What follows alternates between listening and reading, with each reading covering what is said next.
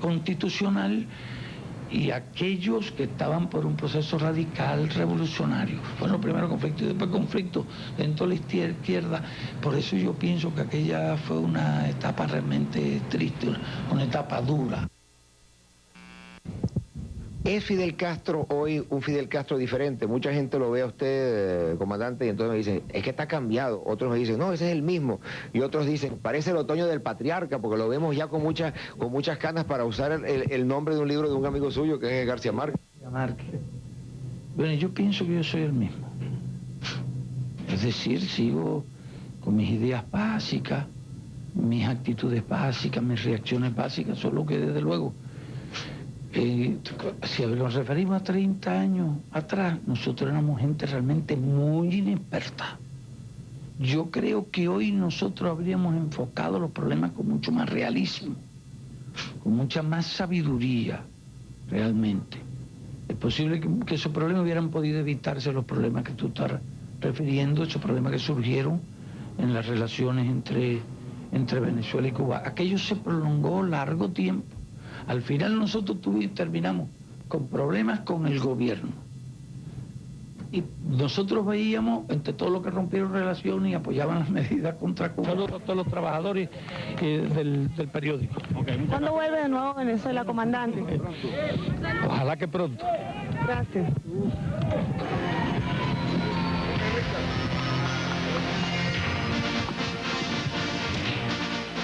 Y que están revisando ahorita esa crisis de Khrushchev, ahora siguen saliendo libros y memorias y de todo. Se puede escribir mucho, pero nos apartaríamos del tema. Sí, señor. Oye, ese sería para un bestseller. Ese sería para un bestseller. Yo creo que sí.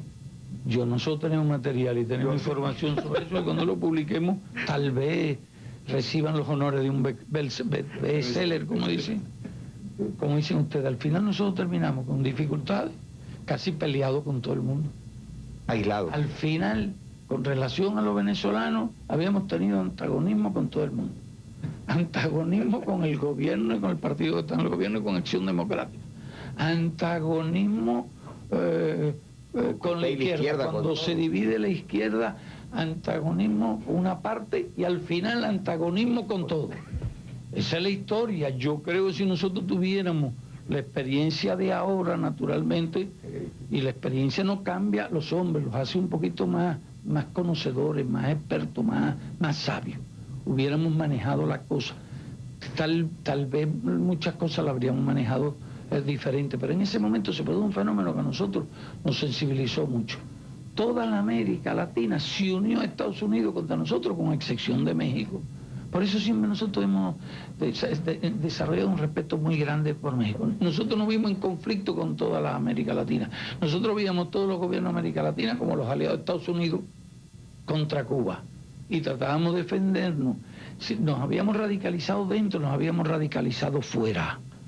En ese periodo entonces se establecieron amplias relaciones con toda la izquierda y todo el movimiento revolucionario de América Latina, con la única excepción de México.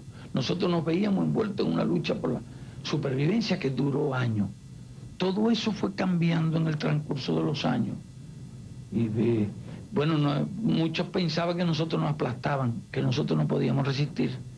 Y nosotros logramos, la vida demostró, la historia demostró que éramos capaces de resistir, hasta que toda esa situación empezó a cambiar y se inició una etapa nueva. Nosotros nos hemos atenido a normas. Nosotros veíamos que todo el mundo intervenía en nuestro asunto interno.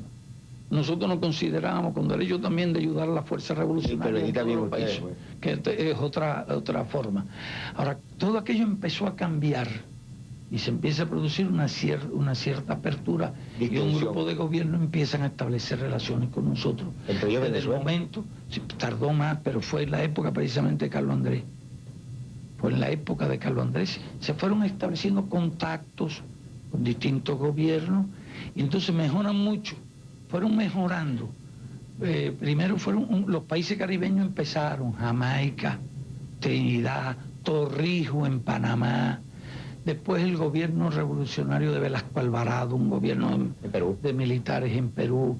Y entonces, a medida que se iban produciendo esos procesos, se iban estableciendo los vínculos con Cuba y se creaban nuevas relaciones de respeto absoluto y relaciones de normas de no injerencia en los asuntos internos por parte de los latinoamericanos de Cuba. Ahora, nosotros teníamos una visión de América Latina.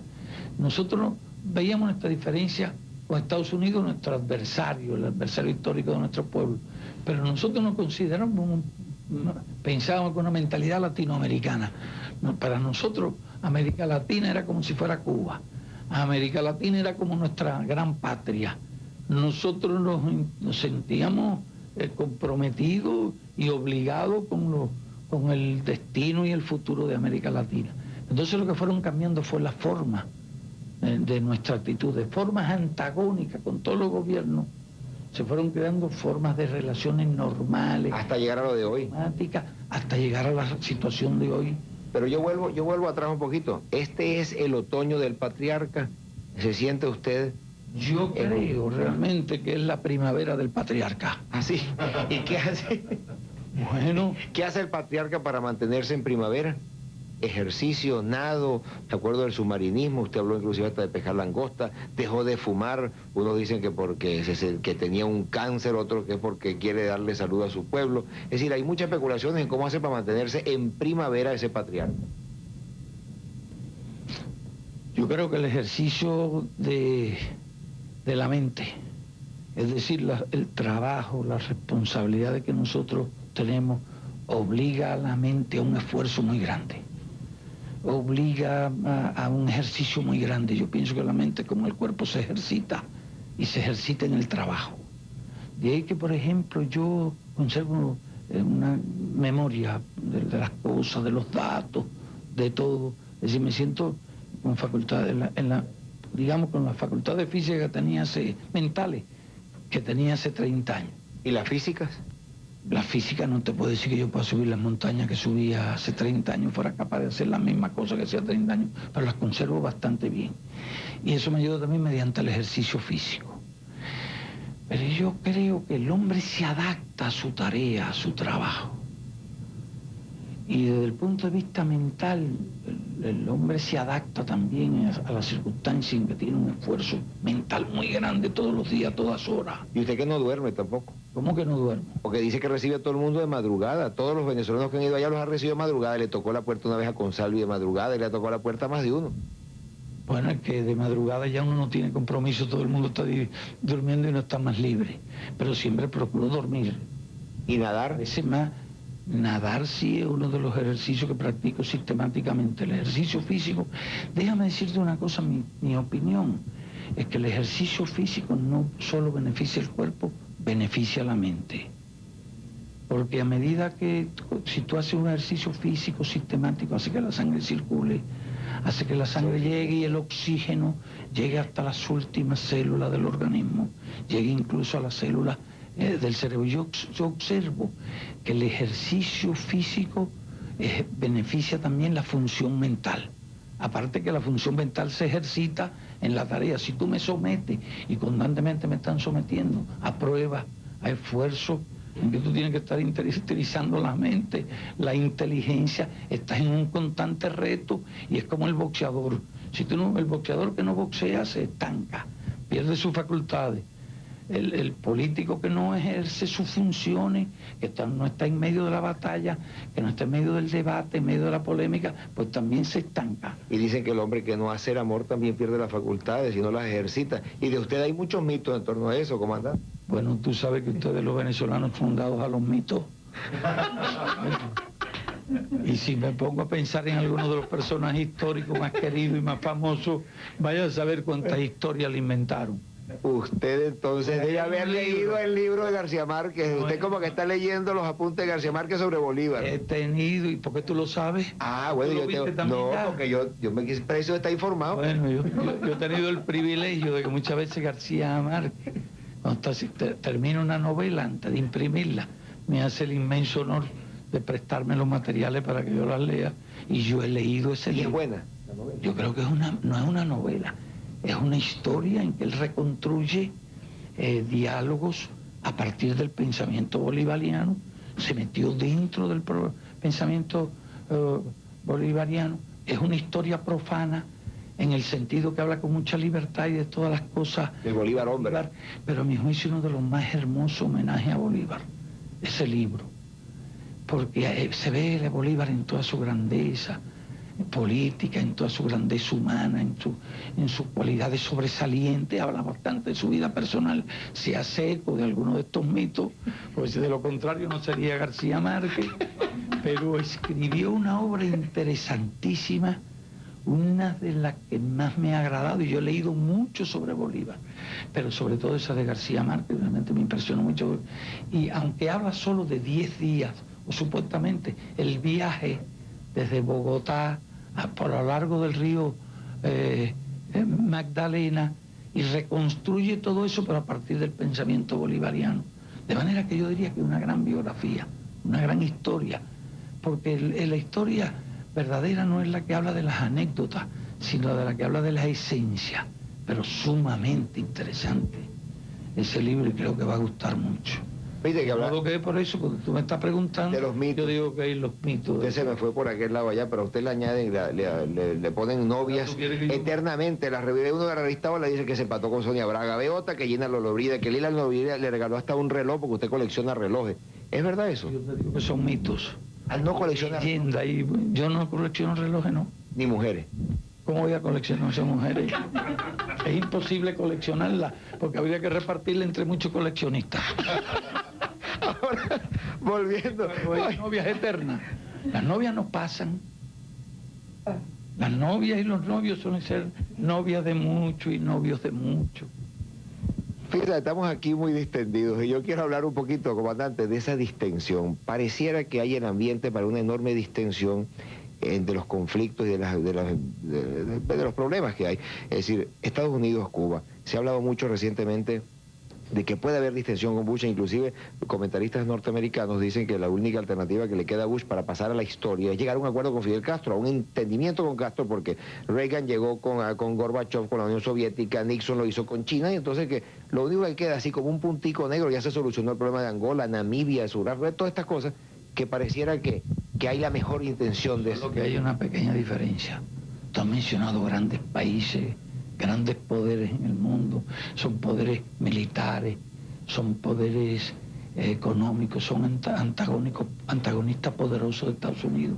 Y Cuba es una pequeña islita del Caribe con 10 millones de habitantes, que no es una potencia económica, que no es un adversario que en el terreno militar pueda constituir un peligro, una amenaza para Estados Unidos.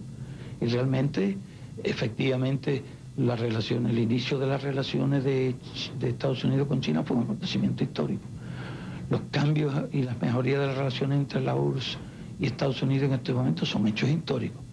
Pero muchos norteamericanos dicen, bueno, pero si Cuba no es un gran mercado, Cuba no tiene el poder de compra de la Unión Soviética. O de venta. Sí, y entonces dicen, eso no puede significar un interés económico, lo cual es un argumento realmente cínico. Yo diría que Cuba ha sido sí un adversario moral fuerte de Estados Unidos y un adversario en el tercer mundo. Creo que Estados Unidos ha lidiado contra Cuba, un pequeño país, pero creo que también ha aprendido en esa lucha Estados Unidos con relación a Cuba. Y en el mundo se producen cambios. ¿Qué significa la mejoría de relaciones de Estados Unidos con China?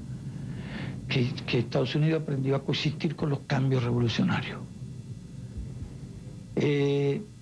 La mejoría de las relaciones con la Unión Soviética, Estados Unidos aprendió a coexistir con el socialismo y con los cambios revolucionarios. Pienso que algún día también Estados Unidos aprenderá a coexistir con los cambios sociales ocurridos en Cuba. Ahora, lo que tendría importancia histórica no es un cambio de la relación de Estados Unidos con Cuba, sino un cambio de la relación de Estados Unidos con América Latina, porque América Latina sí es una gran potencia. Estando Cuba dentro de ese bloque. Gran fuerza, y nosotros como parte de Cuba. ¿Comprende? Yo creo que la mejoría de relaciones de Estados Unidos con Cuba sería un acto inteligente, porque esa batalla de Goliat contra David, esa batalla inútil, esa batalla impotente, ha demostrado que a nosotros nos ha hecho más fuertes y a ellos los ha hecho por lo menos más débiles, porque por esa obsesión contra Cuba es que Cuba desarrolló sus relaciones con el tercer mundo. Y en el momento que Cuba estaba aislado de América Latina, Cuba desarrolló sus relaciones con Asia, con África, a tal extremo que Cuba llegó a ser presidente del movimiento de países no alineados, constituido por más de 100 países. Ahora que nuestras relaciones con América Latina han mejorado tanto, la América Latina que es nuestro hemisferio, es nuestra familia, entonces hoy las relaciones de Cuba con América Latina, con el tercer mundo son muy amplias, son totales, porque antes excluía a la América Latina y ahora está también incluida América Latina. Pero pienso que lo que sería verdaderamente histórico, para responder a tu pregunta, es un cambio radical en el enfoque de Estados Unidos hacia América Latina, que no considera América Latina su traspatio, su propiedad, su posesión, que respete el derecho a América Latina, a su independencia, a su integración, que está importante, a los cambios sociales que quieran hacer de una forma o de otra los países de América Latina. Eso sí conduciría a la administración de Bush a algún sitial en la historia. Yo creo que ahí sí es donde él tiene un campo. ¿Y en eso estaría usted dispuesto a ayudarlo? Por supuesto. Bueno, no ayudar a Bush, sino ayudar a América Latina. Está muy bien. Ahora, fíjese que también se ha especulado mucho de los cambios en la Unión Soviética y la relación con usted, con Cuba, entre la Unión Soviética y Cuba. Usted, me acuerdo que en Quito, en una conferencia de prensa, nos hablaba de que a quién le iba a echar usted. Ah, no, yo no estaba ahí, pero estaba por satélite. Yo estaba por satélite. Yo pasé en la mañana en el canal algunos datos de esa conferencia. Yo me acuerdo haberla visto por satélite cuando usted decía que a quién le iba a echar usted la culpa si usted hacía cambios allá, que Fidel Castro era el único responsable de todo. Pero aquí se especuló mucho y se sigue especulando del viaje de Gorbachov, de esa relación con la Unión Soviética, de que si aquella gente se está abriendo a otros aires, ¿por qué Cuba no se ha abierto a esos aires o por qué no se quiere abrir? No se trata de que Cuba no se quiera abrir. En realidad los soviéticos están buscando fórmulas a sus problemas. Y nosotros estamos buscando fórmulas a nuestros problemas. ¿Cuál sería su problema? La experiencia soviética es una experiencia totalmente diferente a la nuestra. En la Unión Soviética ocurrieron fenómenos que no han ocurrido en Cuba. Yo creo que nuestra revolución, que busca los objetivos del socialismo, ha sido una revolución original, creadora, que interpretó a su manera la teoría, la doctrina política. Entonces, cuando ellos los soviéticos están buscando soluciones a sus dificultades, están partiendo de su propia experiencia y de los problemas que han tenido. Sería largo de explicar y nos tomaríamos mucho tiempo, pero ellos hicieron su reforma agraria diferente a la que hicimos nosotros. Ellos tuvieron los problemas del estalinismo, fueron problemas que duraron mucho tiempo. Vivieron experiencia a partir también de la cultura de ese país. Es un país que había vivido durante siglos sometidos a un sistema feudal, a un sistema absoluto de gobierno, a una sociedad muy estratificada, una sociedad muy jerárquica, una idiosincrasia diferente totalmente. No se parece en nada a la forma en que surge la revolución soviética, a la forma en que surge la revolución cubana. Y los caminos y la idiosincrasia son diferentes. Nosotros somos latinos, nosotros somos caribeños, tenemos otra psicología, otra mentalidad, nosotros estamos en el medio de Occidente, y de forma en que nosotros hemos llevado a cabo un proceso político que responde a esas características especiales de nuestro país. Comandante, ¿cómo abrir Cuba? ¿Se va a abrir Cuba un poco más o no? Mire, a usted le piden un poquito más de democracia, es lo que la gente pide, porque le piden a usted el plebiscito, ya usted habló de esto. Habla de la salida de la gente, de la posibilidad de que salga gente, todas estas cosas. Es decir, y eso siguen siendo puntos que se los preguntan, me imagino, que la democracia en Cuba, ¿acaso? Y decía la gente, aquí está viendo el comandante Castro la democracia funcionando. ¿Tú quieres más democracia que la que estamos practicando tú y yo ahora? Que no, pero hasta de todo. O sea, y por haber, y yo te respondo gustosamente, como lo he hecho siempre. Mi diálogo contigo es el diálogo que yo tengo con todo el pueblo de Cuba. Es un estilo así, diferente, siempre muy, muy amplia, porque nosotros tuvimos que realizar un trabajo, yo diría, de educación política en nuestro pueblo. Nuestro pueblo es un pueblo lleno de prejuicios. Estaba en la época del macartismo, de antisocialismo, de anticomunismo. Había una confusión terrible, como desgraciadamente existe todavía en muchos países. Nosotros tuvimos que llevar a cabo una labor educativa y solo lo podíamos llevar en el diálogo constante. No se trata que nosotros pensáramos de una forma o interpretáramos las cosas de una forma. Nosotros teníamos que tratar de que todo el pueblo tuviera una interpretación y tuviera una conciencia. Entonces, la vinculación tan tremenda que se produce entre dirigentes y pueblo no se da en otro tipo de sociedades, en un grado tan alto como se da en Cuba. De lo contrario, ¿cómo hubiéramos podido resistir? ¿Piensas tú que Estados Unidos tenía adoctrinado el país más anticomunista de América Latina? Era Cuba. Increíble. El país más identificado con la cultura de Estados Unidos, se está diciendo, era Cuba, no era como Venezuela. Yo estudié en una universidad donde había 15.000 estudiantes y el número de antiimperialistas no llegaba a 30. Yo me recuerdo que cuando llego a Venezuela en el año 47, por primera vez, después del triunfo de Rómulo Gallego, a quien tuve el honor de saludar en su casa de La Guaira, y yo era un modesto estudiante, fíjate, decía que el hombre era amplio, que un grupito de estudiantes que llegamos nos recibió allá en La Guardia. Yo me reúno aquí con los estudiantes, yo me encuentro los estudiantes de Venezuela antiimperialistas radicales, nada que se pareciera a Cuba. En ese momento en Cuba de tal manera la influencia americana se había ido creciendo, que ya había perdido incluso aquel espíritu progresista, renovador, antiimperialista que había tenido en los años 30. Llego a Panamá y me encuentro un estudiantado antiimperialista. Llego a Bogotá y me encuentro un estudiantado de izquierda antiimperialista. Nuestro estudiantado no era ni siquiera de izquierda.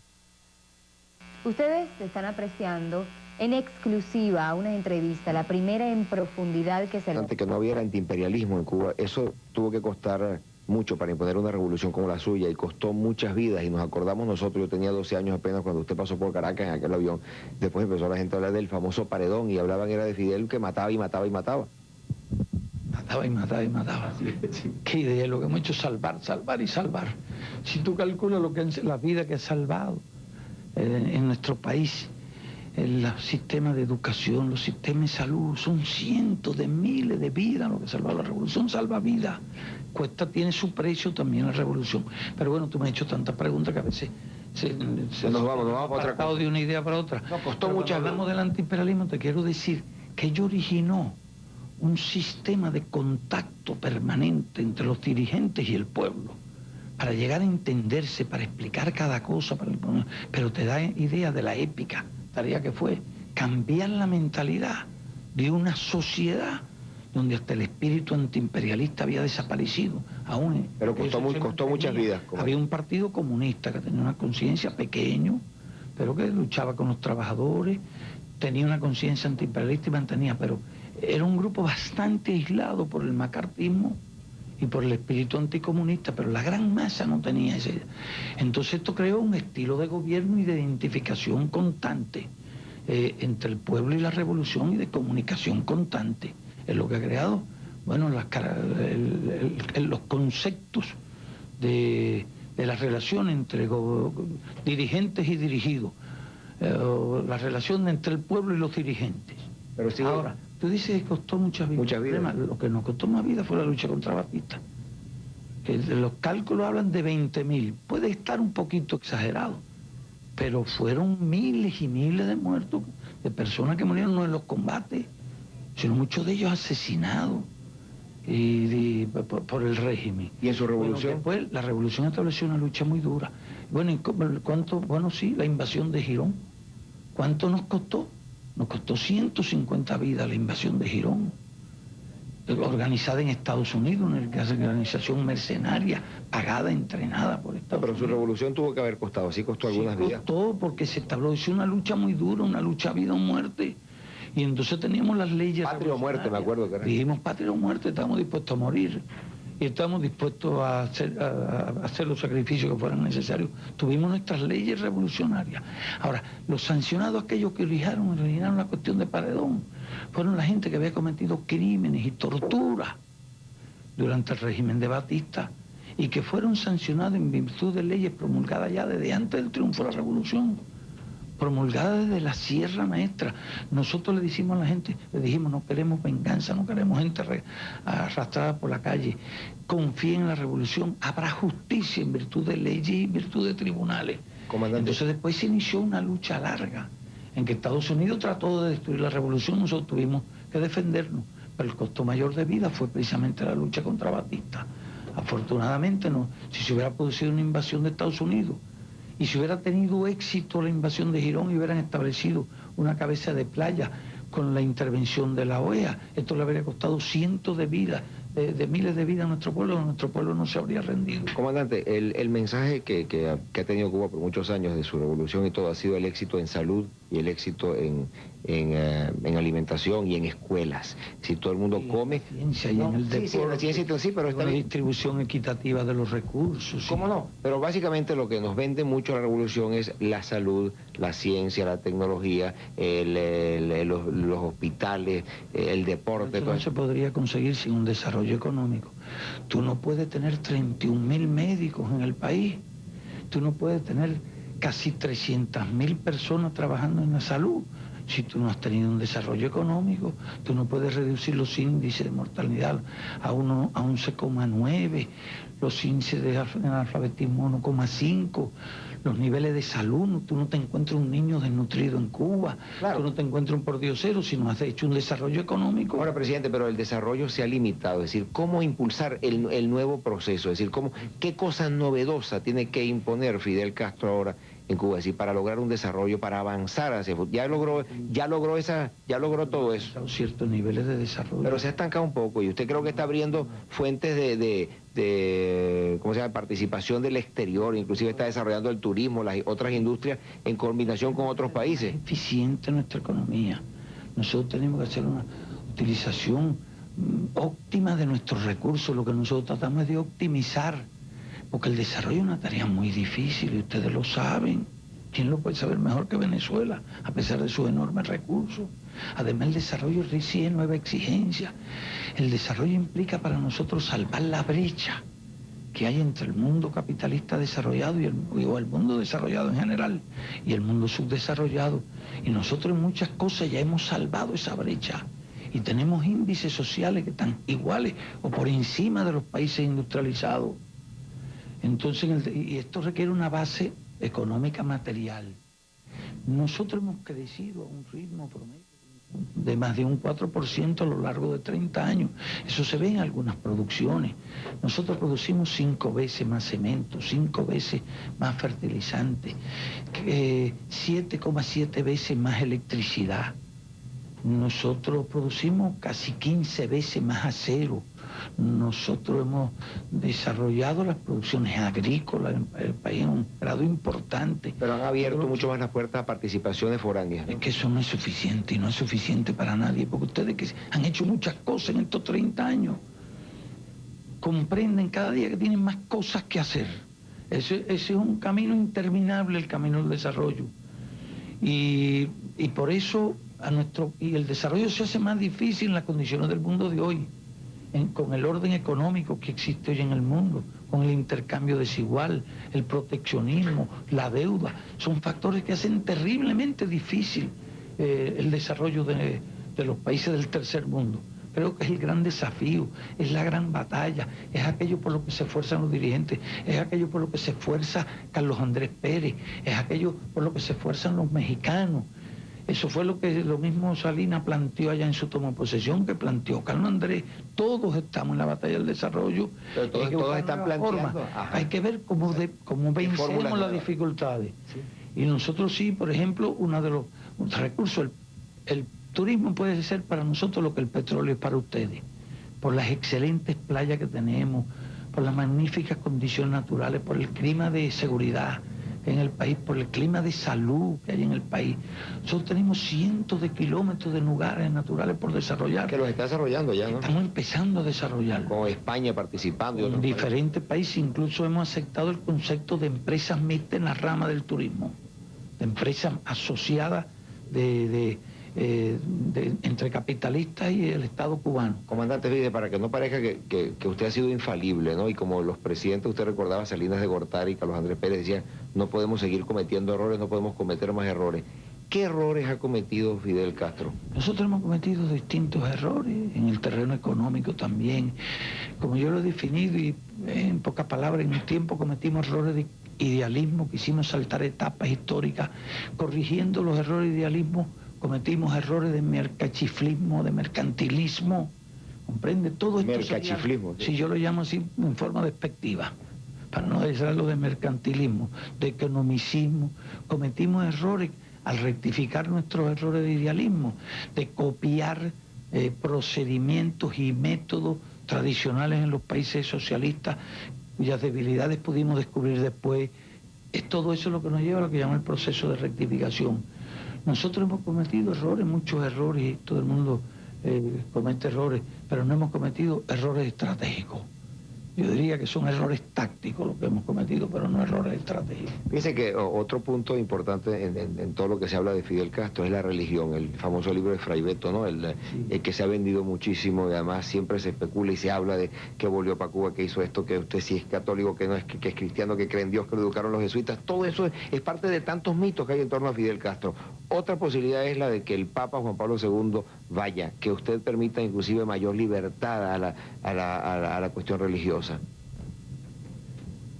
Tengo que tocar de todo hoy aquí. La libertad religiosa. La oportunidad está con usted. Déjame decirte una cosa. Mira, en el libro de Fray Beto yo expongo todo lo que pienso sobre eso con mucha franqueza, con críticas históricas, también admito todas las cosas buenas, explico cómo fue mi educación, cómo fue dogmática, cómo realmente no fueron capaces de hacer de mí un creyente.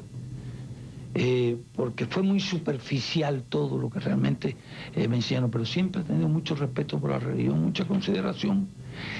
Si tú analizas las historias radicales, las revoluciones sociales que han ocurrido en el mundo en los últimos siglos, todas fueron muy traumáticas y todas dieron lugar a conflictos serios muchas veces entre la revolución y la religión. Eso pasó en la Revolución Francesa, Revolución Bolchevique, Revolución Mexicana, Revolución Latinoamericana. Acuérdate que ocurrieron conflictos. Y si tú te lees la biografía y la historia de Bolívar, descubrirás que en cierto momento hubo conflictos serios con la Iglesia, porque la Iglesia se puso del lado de España. Al mismo tiempo hubo muchos... La Iglesia venía de España. Morelos, Hidalgo, eran sacerdotes que se pusieron y dirigieron hasta las luchas, hubo de todo. Y hoy tenemos teología de liberación también. Pero ustedes tuvieron en la propia historia de Venezuela conflictos de ese tipo. Los nuestros no fueron tan grandes, fueron mínimos. Tú no puedes hablar de un sacerdote fusilado en Cuba. Jamás, no lo hubo. En todas esas revoluciones que hubo grandes conflictos. Ni en la suya tampoco. En la de nosotras no ha habido jamás un sacerdote fusilado. En las contadas ocasiones que por actividades contrarrevolucionarias fueron sancionados, como el caso de los que vinieron en la invasión de Girón, fueron periodos de muy poco tiempo. Nosotros no hubo revolución más cuidadosa del problema religioso que la cubana. Y nosotros no queríamos. Entonces a usted le queda un recuerdito. Un salto de la enseñanza cristiana. Creo que queda su saldo de la ética cristiana. Y esos valores son valores permanentes.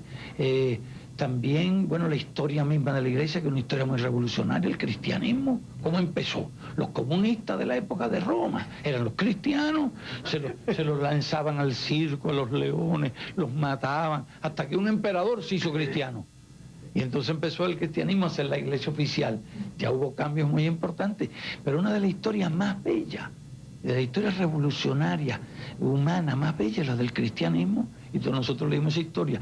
Y yo hago muchas comparaciones entre el contenido social, el contenido humano, el contenido revolucionario de la prédica cristiana y el socialismo, porque yo podría decir que aquellas cosas, muchas de las parábolas de Cristo, son absolutamente aplicables hoy en lo que nosotros hemos hecho en la práctica. Incluso hasta el milagro de la multiplicación de los peces y los panes es lo que nosotros queremos hacer, para que haya peces y panes y vinos para todos. Pero fíjese Así que esa influencia existe.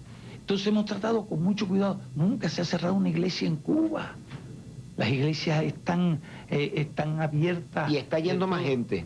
Bueno, puede ir y no nos quita el sueño, eso no nos preocupa. Y si en la iglesia lo van a enseñar a ser un ciudadano honesto, un ciudadano honorable, un ciudadano que es enemigo del robo, que es enemigo de la corrupción, si practica todos los mandamientos de la ley de Dios, nosotros estamos encantados. No robar, no matar, no desear la mujer de tu próximo, no hacer esto, muchas cosas. No, entonces yo te digo, el de no fornicar no lo menciono. Bueno, no porque eso ya es una cosa más relativa y si no tampoco está prohibido, depende con quién. Ah, exactamente, así es, tiene toda la razón, comandante. Ahora, se habla mucho que posiblemente el Papa Juan Pablo pueda ir hasta Cuba. ¿Usted lo recibiría? Bueno, sí, lo recibiríamos con respeto, con hospitalidad. Se lo hemos hecho saber, de manera que la posición ya está muy definida sobre eso. Nosotros hicimos unas declaraciones porque consideramos al Papa no solo los católicos en Cuba, consideran al Papa, quieren que el Papa vaya a Cuba. El Papa no solo es respetado por los católicos en Cuba, el Papa es respetado por todos los ciudadanos de nuestro país, considerado una personalidad eminente, que tiene una gran influencia en los problemas del mundo de hoy. Yo eso lo declaré públicamente, que para mí sería un gran honor el poder conversar con él, sobre todo muchos de los temas candentes. Yo he tenido comunicación con el Papa, todos los materiales de la deuda externa que se discutieron en Cuba, todos los pronunciamientos en el año 85, yo se los he remitido, hemos procurado mantenerlo informado de nuestros problemas, porque nos conviene realmente el apoyo de la Iglesia a los países del tercer mundo en esta batalla por el nuevo orden económico, en esta batalla contra la deuda, en esta batalla por el desarrollo. De modo que yo ya lo he declarado públicamente, las declaraciones fueron bien recibidas por la Iglesia Católica Cubana, fueron muy bien recibidas en el Vaticano, declaraciones muy respetuosas, en que nosotros decimos que cuando él decida venir será recibido con toda hospitalidad y respeto en nuestro país. Y la visita de Gorbachov, aquí dicen que a usted le salvó un enfrentamiento con Gorbachov, el sismo de Armenia, que las relaciones, es decir, va a ser muy difícil, muy tensa, quizás la relación de ahora con la Unión Soviética. ¿Hay algo de cierto en esto? ¿Puedes hacer tú un día una entrevista a Gorbachov? Yo sí quiero, si usted me ayuda, se la hago, ayúdeme. Bueno, ¿O no será el mejor abogado para conseguirla? No puedo ser buen abogado, pero no me gusta ser abogado de las entrevistas, porque sé lo que son las entrevistas para cada uno de los políticos, un compromiso, un trabajo, los riesgos de equivocarse, todas esas cosas. No me gusta hacerle esos favores a los amigos. Bueno, a los amigos políticos, en todo caso puede ser el amigo periodista. Está bien, sí, por eso estaba preguntando. Pero si tú conocieras a Gorbachov, verías que hombre tan abierto, qué imaginación fresca. Mis conversaciones con él han sido siempre excelentes. Cualquier problema yo se lo planteo con mucha